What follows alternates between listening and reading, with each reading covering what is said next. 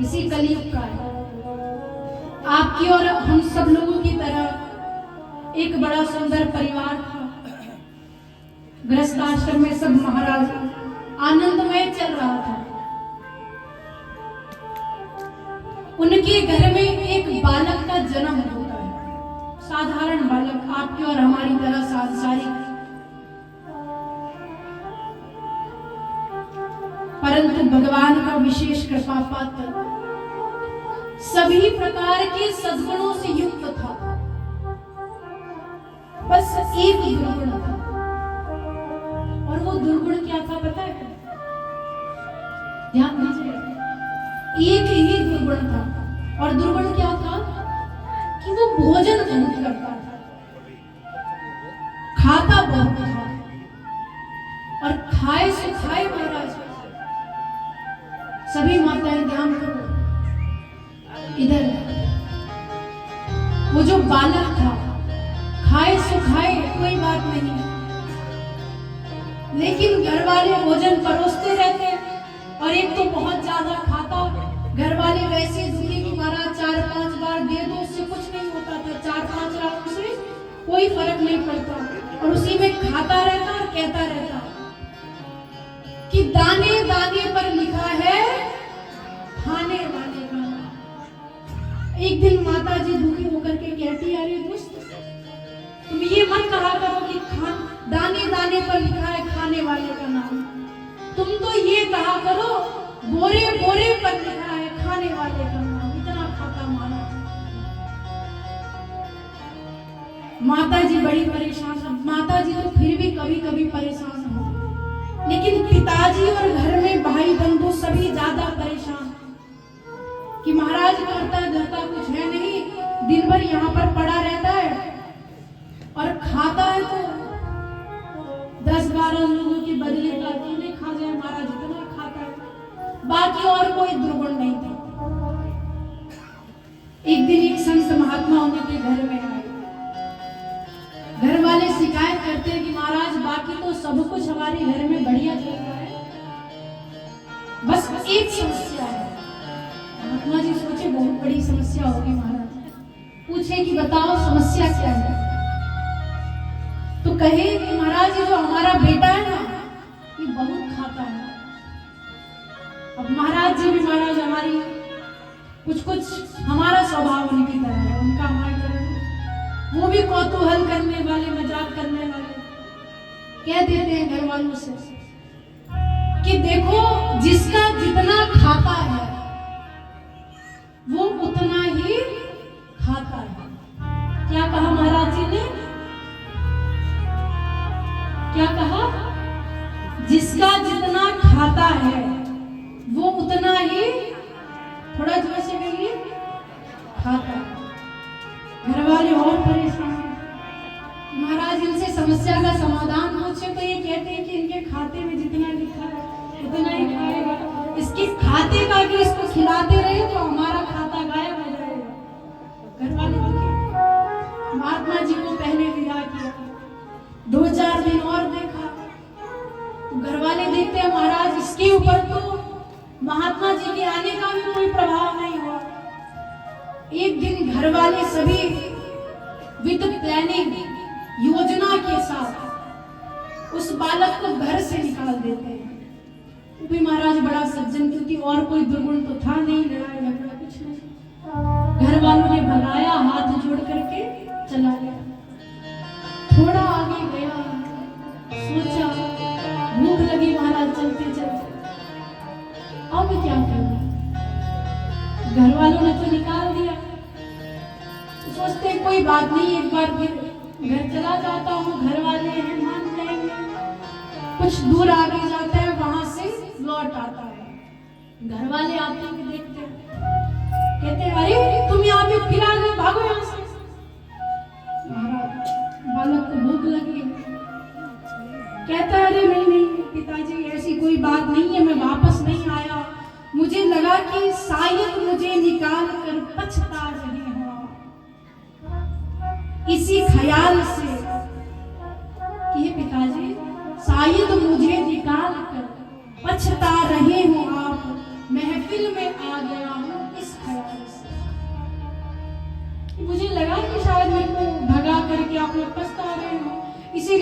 महफिल में, आपकी सभा में वापस आ गया। पिताजी कहे, अरे महाराज तुम जाओ, हमको कोई पछतावा नहीं है, जो तुमको पा जाएगा वो पछताएगा, हम क्यों पछताएगा। महाराज समझ गया कि यहाँ पर तो दाल गलने वाली नहीं है, अब यहाँ से जाना ही पड़ेगा।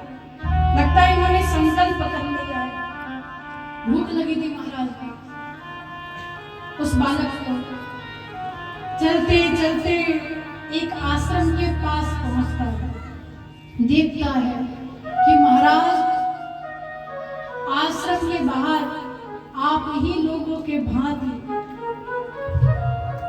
एक महात्मा जी एकदम हष्ट पुष्ट चंदन लगाए हुए धूप में बैठे हैं, भगवान का भजन कर रहे हैं, राम राम राम राम। बालक देखता है, सोचता है कि महाराज ये अपनी तरह लग रहे हैं, खूब हष्ट पुष्ट स्वस्थ,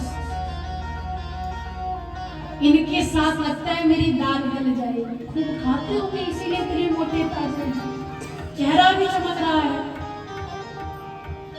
इतना सोच ही रहे थे कि भीतर से उन संत जी के 4 शिष्य बाहर निकलते हैं। वो भी महाराज खूब तंदुरुस्त, हष्ट पुष्ट, आपकी और हमारी भांति। अब तो महाराज बालक को सुनिश्चित हो गया, कंफर्म हो गया कि महाराज अपनी दाल यहाँ पर गल ही जाएगी। तुरंत जाता है संत जी के समीप, हाथ जोड़ता और कहता है, महाराज कोई सेवा हो आपके पास तो बताइए, सेवा अर्थात कोई काम हो तो बताओ, मैं कुछ भी करूंगा, बस मुझे 2 टाइम का भोजन दे दीजिएगा। महात्मा जी कहे कि देखो काम तो कुछ नहीं है, यहाँ पे जो भी सब रहते हैं सब एक ही काम करते हैं। तो बालक कहा कि महाराज कुछ भी हो मैं भी करूंगा, बस भोजन दे दीजिएगा, ध्यान से सुनिएगा। तो महात्मा जी कहते हैं ठीक है, यहाँ पे बस एक ही सेवा है, वो सेवा है कि भगवान का नाम जाप करना, ठाकुर जी की सेवा पूजा करना, यही काम है। बालक ने सोचा इससे आरामदायक और क्या काम हो सकता है। तो तुरंत कहता है, महाराज तो मुझे सेवा करने के लिए क्या करना होगा। तो तुरंत संत जी ने कंठी माला पकड़ा दी, दीक्षा दी। अब रिश्ता क्या हो गया, गुरु और शिष्य का। अब महाराज शिष्य खूब भगवान का भजन करता,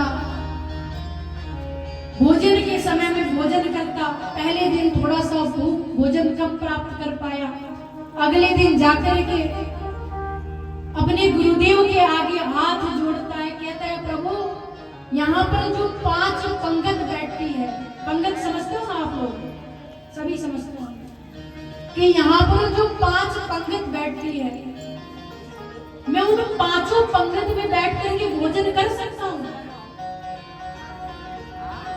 गुरुदेव कहते हैं भैया कितना बातें हो कि नहीं महाराज को हम थोड़ा धीरे धीरे बातें। तो गुरुदेव ने कहा ठीक है तुम 5 पंगत में बैठे रहना, और भी चाहिए हो तो अपने मित्र गणों को कह देना, तुम्हें पवा देंगे, अर्थात खिला देंगे।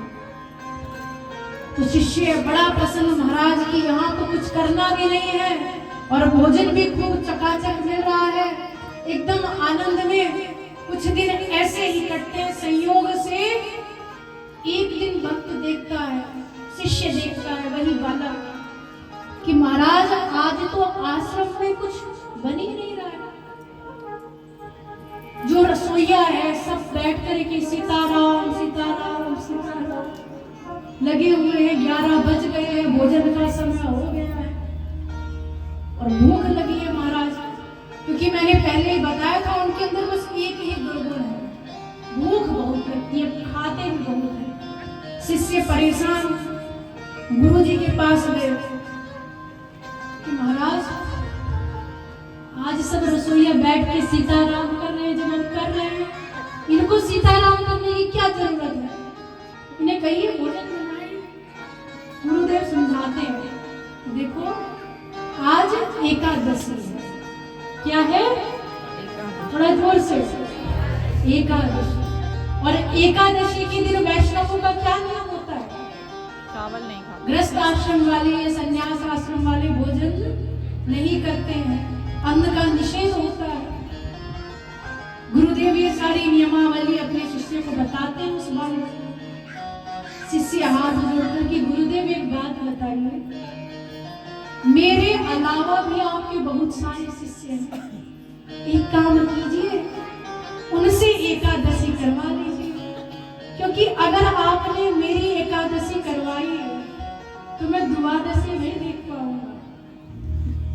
इतना महाराज सर गुरुदेव उनकी समस्या को समझते हैं। तो कहते हैं कि अब क्या होगा, ये सब रसोईया तो वैष्णव लोग हैं, एकादशी का व्रत करते हैं, भोजन कैसे? कि महाराज आप तो बस सामग्री का इंतजाम कर दीजिए, मैं खुद बना लूंगा, खुद पालूंगा। तुरंत गुरुदेव उसके लिए सामग्री का इंतजाम करवाते हैं। रसोईया से कह के एक एक सेर आटा, चावल, आलू, मिर्च, मसाला, राम रस इत्यादि दे देते हैं। शिष्य को आदेश करते हैं गुरुदेव कि उस पार नदी के किनारे जाकर बनाना, और जाते जाते आवाज लगा करके कहते हैं कि देखो भोजन बन जाए तो भगवान को भोग जरूर लगाना। शिष्य जी प्रभु जैसी आपकी आज्ञा। तुरंत भोजन लेके दौड़ता हुआ नदी किनारे जाता है, खूब भोजन बनाता है महाराज। गुरुदेव पीछे से आकर के पूछते हैं कि बेटा भोजन बना लोगे? शिष्य कहता है महाराज गुरुदेव मरता क्या नहीं करता, ये तो भोजन है, सब बना लूंगा, आप निश्चित होकर के राम राम जपिए। शिष्य इधर नदी किनारे बनाना प्रारंभ करता है, जैसे तैसे भोजन बना महाराज। अब जैसे भोजन करने बैठा याद आया कि गुरुदेव ने कहा था कि भोग लगाना। अब महाराज क्या करें? बहुत सरल है महाराज, वेद मंत्र जानते नहीं है कि भगवान का भोग लगाए, श्री लक्ष्मी सबनाम, इस प्रकार से तो जानते नहीं है, बस सीताराम सीताराम जानते हैं, तो स्वभाव से सरल है महाराज। अब देखिए गुरुजी ने कहा था भोग लगाना है, तो तुरंत थाली में परोस करके हाथ जोड़ करके भगवान राम जी को बुलाना प्रारंभ करते हैं, क्योंकि गुरुदेव ने कहा था राम जी का भोग लगा देना। तो तुरंत महाराज आंखें बंद करके हाथ जोड़ के भगवान राम जी को बुलाना प्रारंभ करता है, गुनगुनाने लगता है। क्या कहता है? राजा राम आइए, प्रभु राम आइए, मेरे भोजन का भोग लगा जाइए।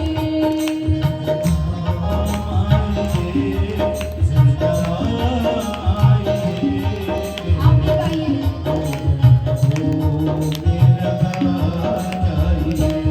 राजा राम आइए, प्रभु राम आइए, मेरे भोजन का भोग लगा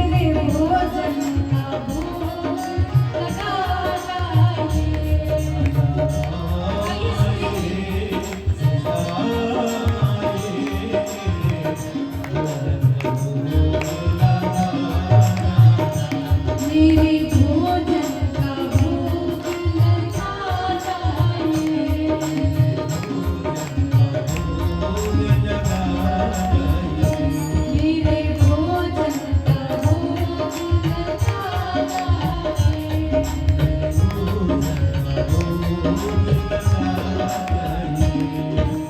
लेकिन महाराज क्या होता है, भगवान अब भी नहीं आते।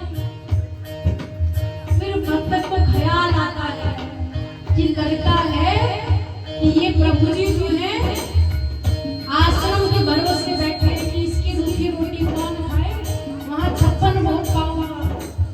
महाराज कितना सरल है, कितना सरल है। भगवान से कहते हैं कि हे प्रभु, भूल करोगे यदि तजोगे भोजन रूखा सूखा,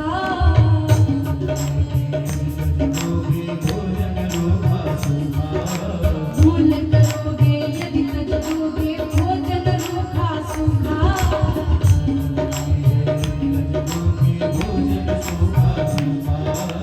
एकादशी आज मंदिर में बैठे रहोगे भूखे, एकादशी आज मंदिर में बैठे रहोगे भूखे। गीता आइए प्रभु मेरे भोजन का भोग लगा जाइए।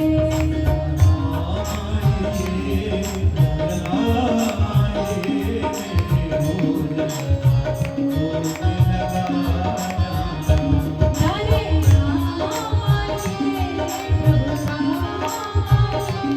मेरे भोजन का भोग लगा जाइए।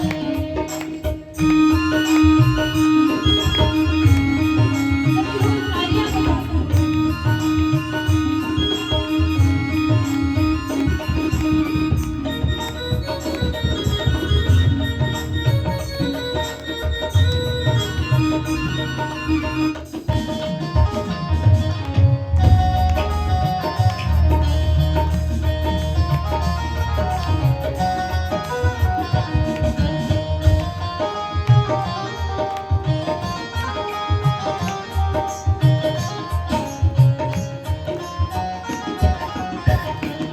राजा राम आइए प्रभु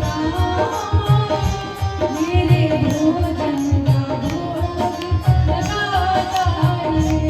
मेरे भोजन का भोग लगा जाना, मेरे भोजन का भोग लगा जाना, मेरे भोजन का भोग लगा जाना, मेरे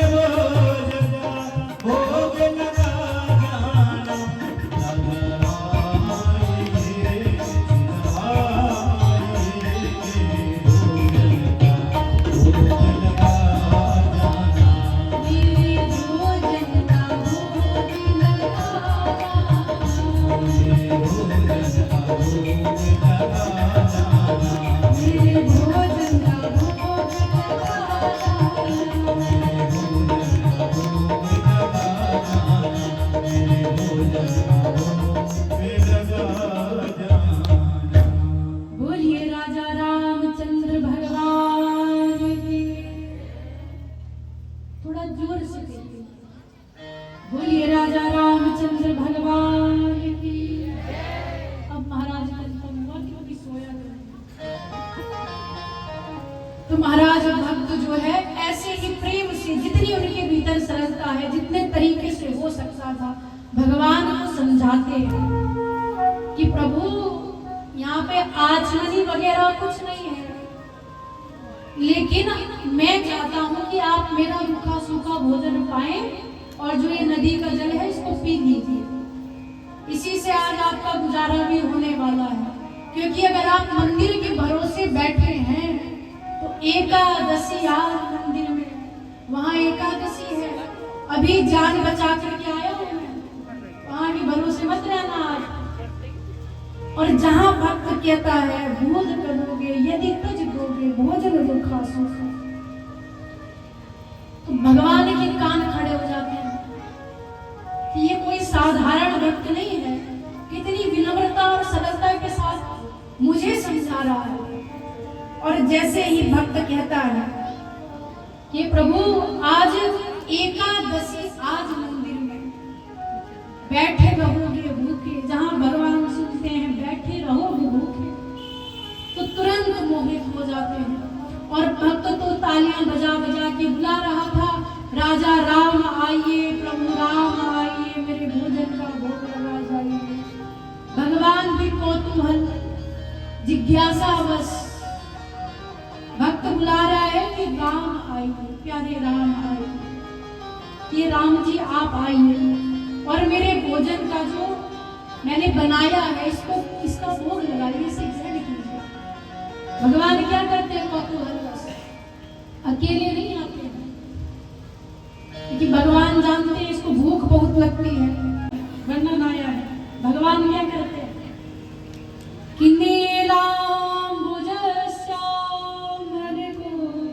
मलांगम सीता समारो पिबेवाम भारम पाणो महासायक चारु चापम नमामि रामं रघुवंशनाथम। क्या हो जाता है महाराज, राम जी भी भक्त के साथ कौतूहल करने की इच्छा से सीता समारो पितवाम भागम, माँ जानकी जी के साथ उपस्थित हो जाते हैं। जानकी जी कौन है, माँ सीता जी, सीता जी सहित उपस्थित हो जाते हैं। भक्त महाराज एक बार भगवान की ओर देखे, फिर माँ सीता जी की ओर देखे, और ध्यान दीजिएगा तीसरी बार कहाँ देखता है, अपने भोजन की तरफ। ये तो दो लोगों का बनाया था और ये अपना बनाए थे राम जी का, लेकिन मेहमान एक बताए थे गुरुजी आ दो गए। खैर कोई बात नहीं, और कोई बात क्यों नहीं, क्योंकि माँ जानकी जी और भगवान श्री राम जी का जो स्वरूप है, उस स्वरूप ने भक्त को मोहित कर लिया। तो भक्त सोचता है, वो बालक सोचता है मन में कोई बात नहीं, लेकिन अगर थोड़ी बहुत एकादशी करनी भी पड़े तो कोई बात नहीं। और तुरंत महाराज भगवान को बिठाता है, भोजन कराता है। भगवान को विदा करने के बाद खुद भोजन करता है। संध्या के समय घर जाते हैं, गुरुजी पूछते हैं, बताता है सब कुशल मंगल है। फिर एकादशी आती है, कुछ समय बाद भक्त फिर भगवान अपने गुरुदेव से कहता है कि प्रभु भोजन सामग्री दीजिए, मैं जाके बनाऊं। गुरुदेव पूर्व समय के भांति ही 5-5 सेर आटा, चावल, आलू, मसाले इत्यादि दे देते हैं, राम रस इत्यादि जो जो है। भक्त कहते हैं कि देखो प्रभु आपने कहा था 2 लोग, मैं और ठाकुर जी, मेरे राम जी, लेकिन वो अकेले नहीं आते, उनके साथ एक और आता है, कोई और भी आती है बड़ी सुंदर सी। वो बताते हैं कि उनकी धर्म पत्नी है, तो इसको थोड़ा और बढ़ाओ, इसकी जो क्वांटिटी है उसको बढ़ाओ। गुरुदेव क्वांटिटी को बढ़ा देते हैं,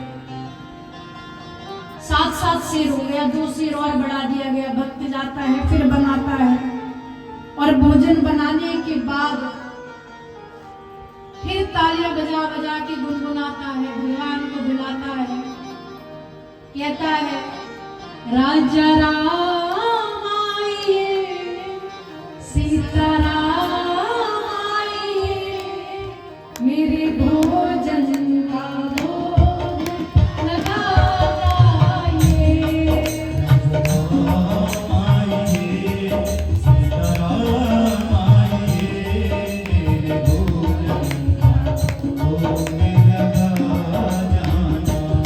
सीता राम आइए, राजा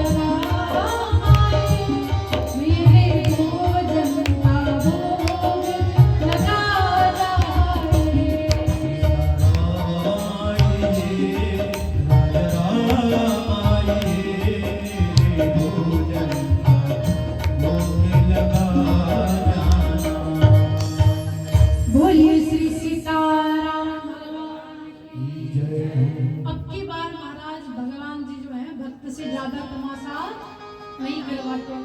जैसे भक्त पुकार लगाता है, राजा राम आइए, सीता राम आइए, मानो भगवान इंतजार ही कर रहे हो, तुरंत प्रकट हो जाते हैं। और कैसे प्रकट होते हैं? भक्त लिखते हैं, संत महात्मा कहते हैं कि राम राम दिस जानकी लखन दाहिनी,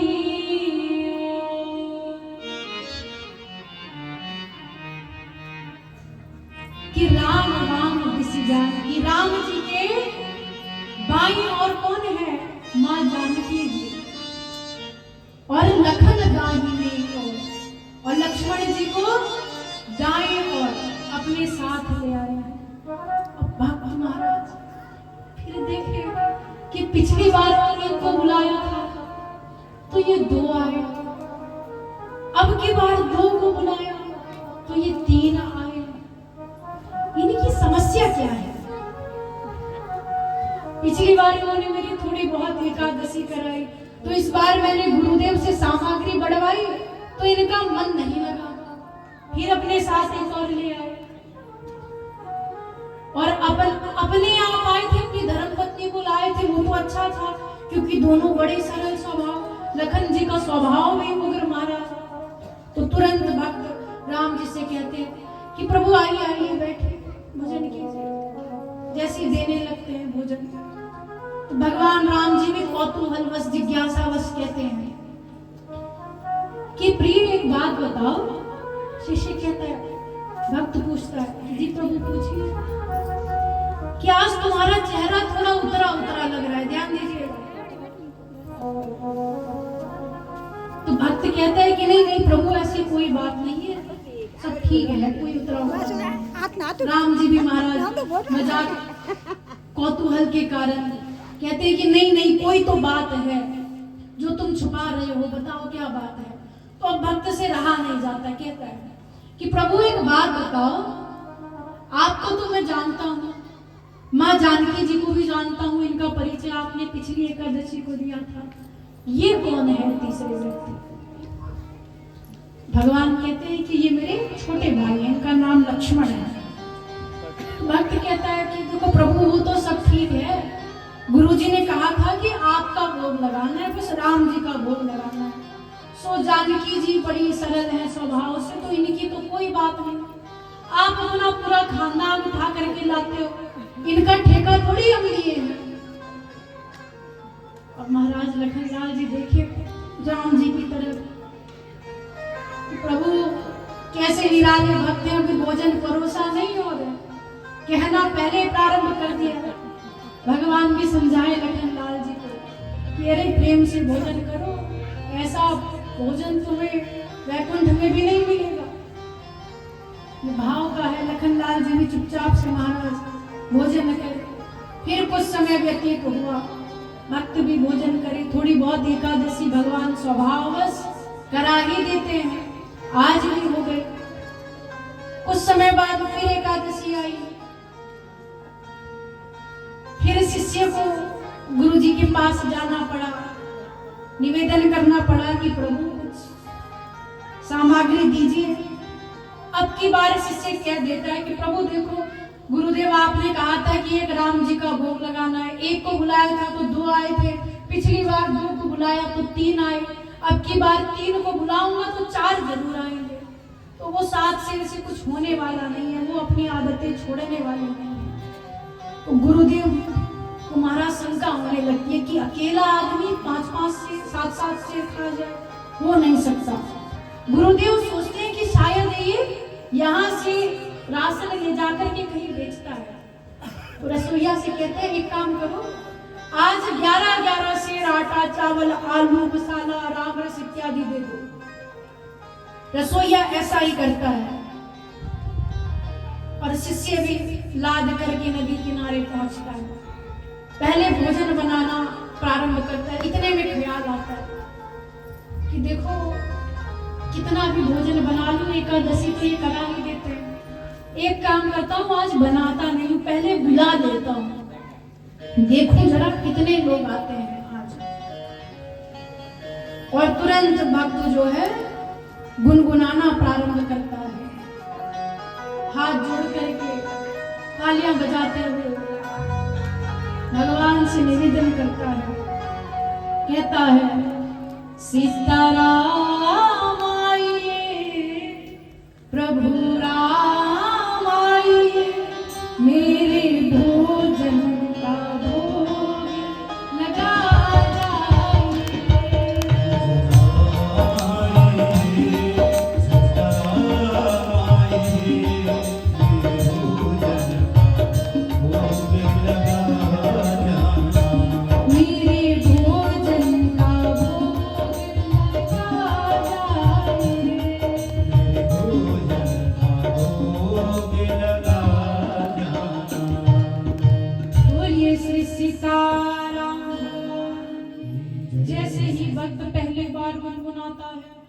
भगवान तुरंत प्रकट हो जाते हैं।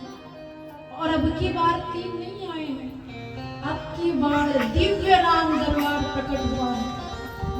बोलिए राजा रामचंद्र भगवान की, दिव्य दरबार की ओम नमः। दरबार प्रकट हो गया। भक्त पहले दुखी होता है, एक बार दिव्य दरबार देखे, एक बार राशन देखे और मन में कहे गुरुजी तो एकादशी नहीं करवा पाए, पर ये एक दिन करवा के माना, ये नहीं मानने वाले हैं। भगवान भी महाराज कुतूहल बस कहते हैं कि भक्त भोजन करो। तो भक्त कहता है कि प्रभु मुझे क्या मूर्ख समझ के रखे हो, मैं आपसे बता देता हूँ कि तुम नहीं त्यजत सुबानी, आप अपनी सुबानी अर्थात अपनी आदतों का त्याग नहीं कर रहे हो। इसीलिए हे प्रभु भोजन मोते नहीं बनत बना, अब मुझसे भोजन और नहीं बनता है। भोजन आप बनाओ, आपनो बहुत दिनत ले पाए, बहुत दिनों से पा लिया है मेरे हाथ से, अब खुद ही जाकर के बना लीजिए, क्योंकि जब मुझे कुछ मिलना ही नहीं है तो मैं बनाऊं क्यों। आपका अपने खानदान से मन नहीं भरा तो आज ये बंदर ही साथ लिया। बंदर कौन? हनुमान जी। थोड़ा जोर से कहिए, हनुमान जी महाराज दिव्य दरबार में शामिल है। महाराज भक्त महाराज इतना सरल कह देता है कि देखो प्रभु खानदान से मन नहीं भर रहा था तो एक बंदर ही साथ ले आए। मैं भी बेवकूफ नहीं हूँ, जाइए बनाइए बनवाइए, जो करना है कीजिए। अपने महाराज माला लेके पेड़ के नीचे रोते रोते राम राम जपना प्रारंभ करता है कि आज तो लगता है प्रसादी जूठन भी नसीब नहीं होगी, क्योंकि वैसे भगवान की थोड़ी बहुत जूठन मिल जाती है, वो जूठन ये बंदर सब खा जाएंगे, अब मैं क्या करूँ। तो आंखें बंद करके रोने लगता है। पीछे से गुरुदेव आ रहे हैं ये देखने के लिए कि कहीं ये राशन बेच नहीं रहा है। गुरुदेव आते हैं तो क्या पाते हैं कि महाराज बैठा है पेड़ के नीचे और रो रहा है, भोजन एक तरफ रखा है। गुरुदेव आते हैं, कहते हैं बालक बालक। तुरंत महाराज शिष्य क्रोध में आके खोलता है, कहते हैं क्या प्रभु जी बालक बालक लगाए। देखते हैं सामने गुरुदेव है तो हाथ जोड़ करके रोने लगता है। कहता है देखो गुरुजी आप कहते थे एक व्यक्ति को भोग लगाना है, यहाँ देखो पूरा का पूरा अपना खानदान गांव नगर देहात के बंदर बंदर सब उठा के ले आए। आप तो एकादशी नहीं करा पाए, इन्होंने करा दी। अब महाराज गुरुदेव देखे कहीं कुछ दिखाई ना दे। गुरुदेव डांट लगाते हैं शिष्य को कि क्या कह रहे हो, मुझे तो कहीं पर कुछ नहीं दिखाई दे रहा। अब शिष्य महाराज और परेशान कि ये कौन सा क्षण है, मुझे तो दिखाई दे रहे हैं और गुरुदेव को दिखाई नहीं दे रहे हैं। गुरुदेव के सामने मुझे झूठा बना रहे हैं। ऐसा कह करके अब महाराज शिष्य रोने लगता है और गुरुदेव को लेकर के अपने इष्ट भगवान श्री राम जी के समीप जाकर के कहते हैं कि प्रभु इतने से आपका मन नहीं भरा था कि अब मेरे ऊपर कलंक नहीं लगवाने जा रहे हैं कि मैं झूठ कहता हूं। भगवान कहते हैं कि देखो मैं कोई भी कलंक लगाने नहीं जा रहा, तुमको मैं इसलिए दिखाई दे रहा हूं क्योंकि कहता है कि प्रभु मैं तो सरल हूँ, लेकिन मुझसे कई ज्यादा योग्य मेरे गुरुदेव हैं, तो उनको क्यों नहीं दिखाई पड़ रहा? तो आप उनको क्यों नहीं दिखाई देते? भगवान ने कहा कि अपने गुरुदेव से कहो कि मैं ज्ञानियों को नहीं, मैं सरलों को मिलता हूँ। तो यही बात महाराज वो तो बड़ी सज्जन है, तुरंत गुरुदेव से कह देते हैं। और जहाँ ये बात गुरुदेव सुनते हैं, सरल तो नहीं है लेकिन सुनते ही तरल हो जाते हैं, आंखों से अश्रु बहने लगते हैं और इतना रुदन कर देते हैं।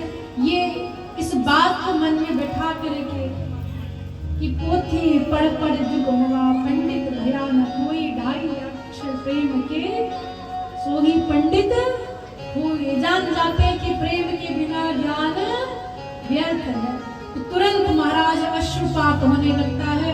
गुरुदेव सरल भले ना हो, लेकिन आज तरल हो गए हैं, और ज्यों ही तरल हुए त्यों ही भगवान के दिव्य दरबार का गुरुदेव को भी दर्शन होने लगता है। और गुरुदेव क्या देखते हैं कि महाराज भरत जी भंडारे बना, श्री भरत जी महाराज भोजन बना रहे हैं, क्योंकि शिष्य ने तो हाथ खड़े कर दिए कि मुझे मिलना नहीं है, मैं क्यों बनाऊं।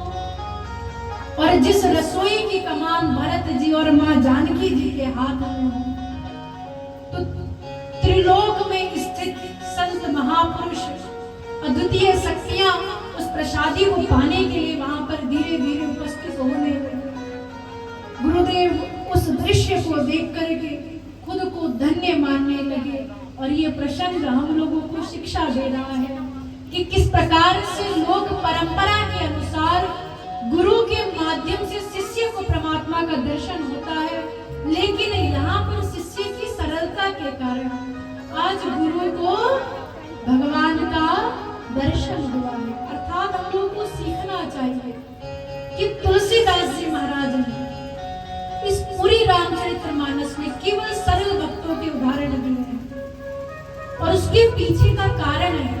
माँ सबरी जी के विषय में बताया, जटायु के विषय में बताया, उनको कैसे भगवान की प्राप्ति हुई उस विषय में बताया। मानो हम लोग को संदेश देना चाहते हैं कि जीवन में परमात्मा को पाने का एक ही मार्ग है, वो है सरलता। वो सरलता को हृदय में कैसे बिठाना है, ये मैं आप सभी लोगों को बता चुकी हूँ। हृदय में किसी भी प्रकार का कपट भाव ना हो, तभी सरलता हृदय में आ सकती है। और ऐसा महाराज बड़ी सुंदर शिक्षा इस दृष्टांत के माध्यम से भी हम लोगों को प्राप्त होती है। बड़ा सुंदर भाव संत महापुरुष गुनगुना रहे हैं, कह रहे हैं। आप सभी लोग ही उस भाव को श्रवण करते हुए जीवन में आत्मसात करने का प्रयास करिएगा। बोलिए श्री सीताराम भगवान की सुंदर सदा